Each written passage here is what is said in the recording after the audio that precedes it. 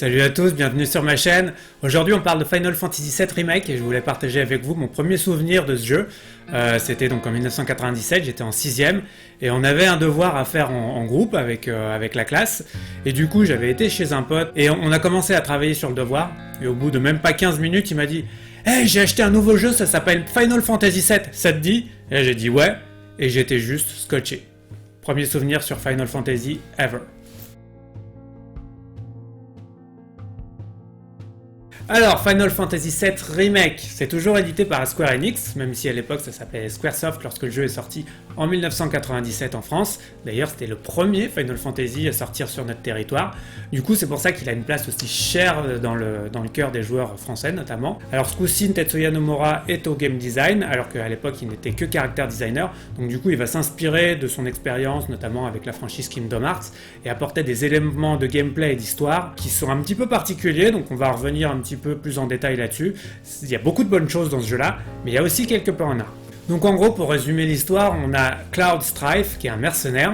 Il va rejoindre un groupe d'éco-terroristes, un groupe qui s'appelle Avalanche, avec notamment Tifa et Barrett. Et ce groupe-là se bat contre la société Shinra, qui est en train d'exploiter le Mako. Sauf que le Mako, c'est l'énergie vitale de la planète, et ils craignent que, en exploitant cette énergie-là, la Shinra est en train de totalement détruire l'environnement. Le pitch de base est assez centré sur l'écologie, sur la protection de la planète, mais bien entendu, il y a quand même beaucoup de sous-textes et de choses à raconter dans ce jeu-là. Alors évidemment, ça part très très vite en cacahuète, donc je ne vais pas rentrer dans le détail pour pas vous spoiler, mais c'est vrai que l'histoire est beaucoup plus compliquée que ça. Donc j'ai fini le jeu il y a quelques jours, je viens de le recommencer pour évidemment nettoyer le jeu de tous ses trophées. Alors le ressenti final, le ressenti est globalement très positif. Le jeu est splendide, vraiment somptueux, que ce soit au niveau du modèle des personnages, au niveau des cinématiques, au niveau des environnements. C'est très très joli, les effets de lumière, de particules sont vraiment très bien faits. Globalement l'histoire est intéressante, elle va avoir ce qu'on connaît de Final Fantasy VII de 1997 avec quelques petits éléments supplémentaires, même si je vais revenir là-dessus, il n'y aura pas forcément non plus que des ajouts intéressants. Mais dans l'ensemble, c'est vrai qu'on est très très impressionné, qu'il y a cet effet waouh quand on termine le jeu. Malgré tout, il y a quand même des séquences, des choses, des ajouts, comme je disais, des éléments de gameplay ou de level design qui ne sont pas du tout ce que j'attendais de ce jeu-là. Et donc du coup, c'est vrai que même si le ressenti est très bon sur la feuille de route, au final, je suis quand même un petit peu déçu par certaines choses. Pour revenir un petit peu plus en détail sur ce que je voulais dire par là, je vais vous parler de deux mondes différents. Le monde des rêves, le monde de l'espoir, le monde fantasmé, et le monde de la réalité, le monde pragmatique de ce qu'on a en face de nous. Le monde des espoirs, c'est quelque part ce que j'attends par rapport à un jeu qui sort en 2020. Dans le monde des actions RPG, on a des cadors du genre qui sont par exemple The Witcher, Red Dead Redemption 2, même si c'est pas un RPG, il a quand même des éléments de roleplay et il a cet univers totalement libre. Il y a aussi des jeux comme Skyrim totalement ouverts. Et le problème de Final Fantasy VII, c'est que surtout après les annonces de Square Enix, vous allez pouvoir vous déplacer librement dans Midgar. Moi j'imaginais un monde où Midgar était une sorte de map, un petit peu à l'image que Los Santos peut être dans un GTA V par exemple, donc une ville totalement ouverte dans laquelle on peut se balader, faire nos quêtes, etc. Et je m'attendais pas du tout à ce que j'ai eu, c'est-à-dire des couloirs, très Final Fantasy XIII, et en gros, le problème de ce jeu, c'est pas tant son game design, puisque fondamentalement c'est un game design de jeu en couloir classique comme par exemple Uncharted, mais c'est plutôt l'espoir que j'avais quand on m'a dit tu vas avoir un Final Fantasy VII, un action RPG totalement libre en 2020. Moi je m'attendais vraiment à quelque chose beaucoup plus libre, beaucoup plus ouvert, et le problème de ce jeu là c'est qu'il y a plein d'instances où il va nous remettre sur les rails, il va nous empêcher de revenir en arrière, il va nous fermer des portes devant nous en nous disant non, c'est pas par là qu'il faut aller, tu suis la route, tu suis le couloir, c'est par là que tu dois aller. Et ça, c'était un petit peu frustrant et ça a totalement cassé mes rêves et mes espoirs, et ça a forcément eu un impact négatif sur mon expérience de jeu. D'ailleurs, pour être totalement transparent avec vous, ça va beaucoup plus loin que le level design, puisque en fait le jeu est très fermé et très directif sur le gameplay aussi. Moi, je suis habitué aux actions RPG où on peut vraiment adapter son style de jeu à sa personnalité, qu'on a vraiment une liberté totale dans la façon de jouer. Par exemple, dans Dark Souls, si vous voulez être un sorcier qui balance des sorts d'une dizaine de mètres et qui reste bien à l'abri des attaques adverses, ou si vous préférez être un gros barbare avec une épée immense à la manière du Buster Sword qui vient défoncer la gueule des mobs à grands coups d'épée, vous pouvez. Sauf que dans ce jeu-là, moi je me disais, oui, bon, on va pouvoir choisir un personnage ou un autre, adapter son style et tout ça. Sauf que non, si vous voulez, en tout cas en normal, si vous voulez vraiment pouvoir jouer et pouvoir défaire vos ennemis, il faut totalement se soumettre au système de jeu. J'utilise les habilités de mes personnages, je passe de l'un à l'autre parce que sinon leur jauge d'ATB ne monte pas. C'est de la même manière que c'est directif au niveau des couloirs, c'est directif au niveau du gameplay. Il n'y a pas 15 manières de battre un boss, il y aura toujours une stratégie qui sera privilégiée à 90%, on va dire, et à moins d'être soit très patient, soit d'avoir un skill de ouf, vous n'allez pas pouvoir jouer comme vous l'entendez, tout simplement parce que le jeu ne vous le permet pas. Le jeu vous demandera toujours d'utiliser tel ou tel sort pour avoir le côté stagger, pour pouvoir déséquilibrer les ennemis, pour leur infliger plus de dégâts, ou même tout simplement pour leur infliger des dégâts, puisqu'il y a beaucoup d'ennemis qui sont protégés, soit contre des attaques physiques, soit contre les sorts. Cet aspect-là est vraiment très handicapant parce que ça nous enlève toute liberté au niveau du gameplay et qu'on ne peut pas vraiment jouer comme on voudrait. Donc du coup, pour terminer sur cet aspect gameplay, dernier point que j'évoquerai dessus, j'ai fini par accepter quelque part cette mécanique de jeu, j'ai fini par prendre du plaisir avec et ça ne m'a pas non plus totalement rebuté, mais c'est vrai que je trouve que c'est un petit peu dommage que Square Enix soit toujours autant prisonnier de leur propre cage. Si on regarde bien, les mécaniques de ce jeu-là, c'était les mêmes un peu de choses près que ce qu'on avait dans FF15, sorti il y a déjà 5 ans, et en remontant même plus loin dans le passé, on peut même dire que c'est les mêmes mécaniques qu'il y avait déjà dans FF13, dont le premier jeu a dû être sorti en 2009, quelque chose comme ça. Donc c'est des mécaniques au final qui ont plus de 10 ans. Et à la rigueur, j'aurais limite préféré qu'ils nous laissent la possibilité d'avoir un vrai mode tour par tour, puisqu'il y a quelque chose qu'ils appellent classique, mais c'est pas vraiment du tour par tour, c'est juste le fait que l'intelligence artificielle va prendre la partie combat, action du jeu pour vous laisser vous concentrer sur les jauges ATB. Mais au final, moi j'aurais préféré qu'il y ait la possibilité de jouer vraiment en tour par tour, et cette façon de jouer plus action RPG, qui pourtant est déjà un petit peu archaïque. En dehors de ça, ça reste tout de même divertissant et c'est pas non plus comme si le jeu était injouable, mais c'est vrai que je trouve dommage qu'il n'ait pas finalement pu se libérer de cette cage-là et n'ait pas pu soit nous totalement revenir en arrière vers 1997 et nous proposer le style de jeu des Final Fantasy de l'époque de la PlayStation 1, ou alors nous proposer un style plus moderne, plus comme ce qui se fait actuellement. Je voulais aussi revenir avec vous sur une chose, c'était la durée de vie du soft. Alors, on en a parlé dans mon test de Resident Evil 3. Là, c'est pas du tout la même chose, parce que c'est vrai que Resident Evil 3, je vous disais qu'on pouvait finir le jeu en à peu près 1 heure.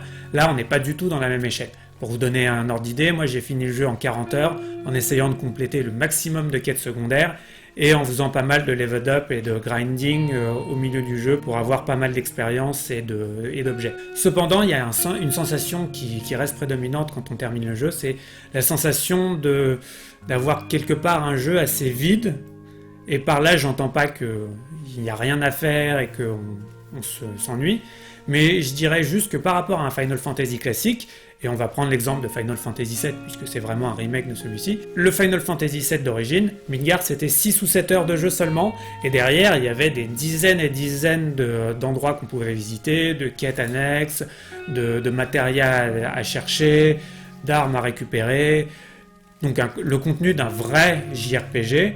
Et en fait, dans ce Final Fantasy VII Remake, même s'ils ont rajouté des quêtes, même s'ils ont rajouté des éléments, des séquences, etc., on a vraiment la sensation que ça reste 6 heures de jeu qui sont étirées sur la longueur pour arriver à une trentaine, à une quarantaine d'heures de jeu au final. C'est-à-dire que chaque séquence qui, en ligne droite, durait environ une demi-heure dans FF7 original, va ici durer 1h30, 2 heures, parfois plus, tout simplement parce que ça va être plus long en termes de séquences, les couloirs vont être plus longs, plus d'ennemis, plus de combats, plus de quêtes secondaires, mais c'est pas forcément des quêtes très intéressantes puisqu'il s'agit juste d'aller d'un point A à un point B, tuer un monstre, récupérer un artefact, etc. etc. Et donc du coup, même si c'est intéressant et qu'on n'est pas non plus totalement barbé par cette histoire et par ce qui se passe à l'écran, c'est vrai qu'il y a des moments où c'est un petit peu long, et puis je vais pas vous mentir, il y a certaines séquences du jeu, je vais pas forcément vous les citer toutes parce que ce serait vous spoiler, mais par exemple les séquences à Moteo, certains mini-jeux qui sont repris du jeu initial sont totalement ratés, sont totalement irritantes quelque part, tellement elles sont longues, elles barbantes pour le coup, et c'est vrai que sur la trentaine d'heures de jeu, disons qu'il y a un gros tiers qui aurait carrément pu être viré du jeu tout simplement parce qu'il n'apporte rien, et il est juste là pour que les testeurs disent pas « Ah ouais, le jeu est beaucoup trop rapide pour 70€ ». Alors on peut quelque part espérer que le côté épisodique va finalement permettre sur le deuxième épisode de rectifier un petit peu cette sensation-là. Peut-être que le deuxième épisode va couvrir une plus grande partie du jeu et que donc on aura l'impression qu'il y a plus de contenu et que c'est moins étiré à l'extrême. Mais c'est vrai que c'était un petit peu dommage sur cette première partie qui n'est pas au final intégré plus de l'aventure originale.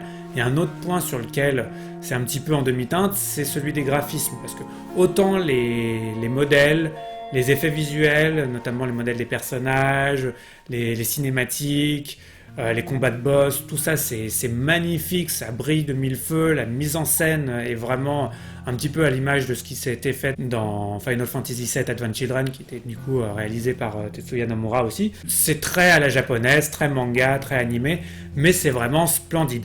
Sauf que, en termes de régularité des graphismes, on est un petit peu quand même sur un yo-yo graphique. Il y a des moments, le jeu va être au niveau de ce qu'on attend d'un AAA actuel, autant il y a des endroits, des textures, des modèles de personnages qui sont juste indignes de la PS4.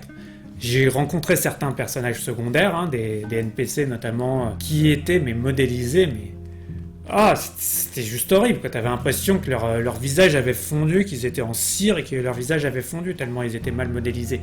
Il y a certaines textures, notamment dans les bidonvilles, c'est des textures de bidonville, c'est-à-dire avec des gros pixels bien visibles, et j'ai même fait une capture sur mon Instagram où à un endroit, les tuyaux, on est dans un passage souterrain, il y a des tuyaux sur les murs et sur les plafonds, les tuyaux sont carrés. Les tuyaux sont carrés, et ils sont pas tout petits, Ils sont censés avoir la taille de la tête de Cloud. Donc un tuyau carré de la taille de la tête du personnage principal, ça la fout un petit peu mal dans un jeu de 2020 qui est aussi ambitieux au niveau graphique et qui peut nous apporter des moments splendides comme par exemple la cinématique de fin. Bon, j'ai vraiment l'impression de vous descendre le jeu et c'est pas du tout le cas parce qu'il y a un aspect sur lequel c'est vraiment très bien réussi, c'est la musique. Alors évidemment, les compositions de Nobuo Uematsu sont revenues. Il est crédité au jeu comme compositeur original et compositeur du thème de Final Fantasy VII. Mais cependant, il faut quand même faire une petite distinction parce que j'ai vu pas mal de vidéos qui parlaient du fait que Nobuo Uematsu était revenu pour faire la musique de ce Final Fantasy VII Remake. Non, ce n'est pas le cas. Sachez bien, comprenez bien que c'est bien Amaozu, le compositeur attitré du jeu, même si forcément la plupart des thèmes étant des thèmes originaux, il n'a fait que réarranger, réorchestrer ces thèmes-là et leur donner une dimension plus jazzy, plus rock pour certains, plus moderne au final, puisque la musique est forcément beaucoup plus riche dans un jeu de 2020 que ce qu'elle ne pouvait l'être sur un CD de PlayStation de 1997. Mais c'est vrai que c'est malgré tout très très bien réussi. Alors il y a certains moments où j'ai retrouvé le style d'Amaozu qui m'avait un petit peu dérangé, avec certaines guitares électriques un petit peu trop clinquantes, un petit peu trop flashy à mon goût, mais ça c'est totalement personnel, j'ai jamais été un grand fan d'Amaozu, la musique de FF13 me ressort par les trous de nez, je peux vraiment pas supporter la bande originale de FF13, et il y a certains moments, mais juste des petites bribes comme ça qui m'ont fait penser à ce jeu-là. C'est vrai que c'était un petit peu dommage, mais dans l'ensemble, c'est vrai que l'ambiance est super bien réussie, la musique aide énormément, les graphismes aident, même s'il y a ce côté un petit peu irrégulier, comme je disais tout à l'heure. Ça reste un jeu dont l'ambiance est très bien travaillée, et on apprécie quasiment tous les moments du jeu. Mais ouais, je vous dis, c'est pas non plus une note parfaite. Au final, je vais pas vous mentir, c'est très difficile de donner une note à ce Final Fantasy VII Remake. Pour la principale raison que le jeu est très irrégulier et qu'il y a des moments où il m'a donné envie de lui donner 19 sur 20 et il y a des moments où il m'a donné envie de lui donner 7 sur 20. Son côté irrégulier, son côté texture magnifique d'un côté, modèle des personnages magnifiques et texture horrible dans les bidonvilles ou retard d'affichage sur certaines textures qui peut parfois durer jusqu'à une vingtaine de secondes. Hein. C'est pas juste un retard d'affichage de 2 ou 3 secondes comme parfois sur les jeux les plus gourmands. Là, c'était vraiment des vrais problèmes graphiques, des vrais problèmes de gameplay. La caméra, la gestion de la caméra en combat, on n'en a pas parlé, mais elle était juste horrible, hein. Ça passait dans tous les sens, on n'arrivait jamais à le loquer, à voir son ennemi face à soi, ou des fois des systèmes de gameplay qui nous faisaient perdre notre jauge d'ATB, alors qu'on était totalement en train de gagner le combat. Enfin bref, je reviendrai pas là-dessus, mais il y a des moments où le jeu j'ai adoré, et il y a des moments où le jeu j'ai détesté. Dans l'ensemble, je vous le disais au début du test, c'est une réussite, mais c'est vrai que j'en attendais plus au final de ce jeu-là. Donc, pour pas non plus trop étirer ma review en longueur comme le fait ce jeu-là, je vais lui donner la note de 14,5 sur 20. J'ai hésité entre 14, j'ai hésité entre 15. Je vous dis, j'ai vraiment eu des moments où j'étais totalement perdu au niveau de la notation et de l'appréciation de ce jeu. Mais au final, ça reste un excellent jeu. Si vous avez envie de jouer à Final Fantasy VII et que vous voulez bénéficier des meilleurs graphismes possibles, c'est le jeu qu'il vous faut. Par contre, si vous voulez vraiment découvrir l'aventure de Final Fantasy et que vous connaissez pas du tout le jeu, je vous conseille plutôt d'essayer de vous choper le portage PlayStation 4 de FF7, parce que c'est vrai que sur l'ensemble du jeu, FF7 original est quand même beaucoup plus étoffé et offre beaucoup plus de choses que ce FF7 Remake qui n'est en quelque sorte qu'une gigantesque démo d'un jeu à venir. Bon, à la base j'allais vous demander c'est quoi votre Final Fantasy préféré, mais c'est vrai que c'est pas très original comme question pour finir une vidéo sur un Final Fantasy, donc je vais plutôt vous dire likez la vidéo, commentez ce que vous voulez, ce qui vous passe par la tête, n'oubliez pas de vous abonner si vous ne l'aviez pas déjà fait, et de cliquer sur la cloche pour avoir les notifications. En attendant, moi je vous dis keep watching, keep gaming.